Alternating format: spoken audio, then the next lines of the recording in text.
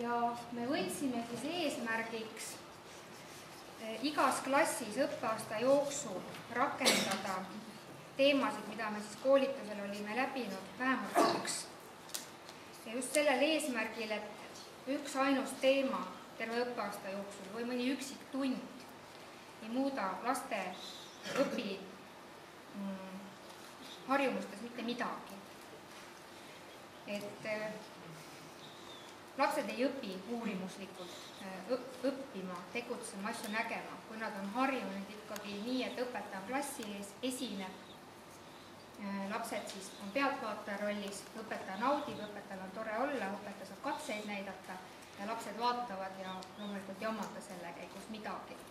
Ja ühe teemaga terve õppeaasta käigus siis vaadates ei teki arusaamist. Ja koolis siis õpilased, eriti siis poisid, nagu ka siin jutuks on olnud, kipuvad välja langema, sest see, mis koolis toimub, ei ole alati huvipakkuv ja väljakutsed ei ole sellised, mida siis oodatakse.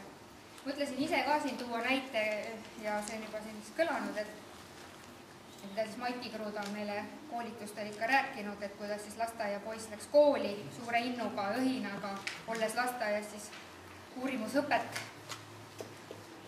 teinud ja uurimusõppärgi õppinud ja siis tahab lasteaeda tagasi sellepärast, et tal ei ole koolis mitte midagi teha. Et ma loodan, et see nii ei jää, et ikkagi rohkemad koolid võtavad endale eesmärgiks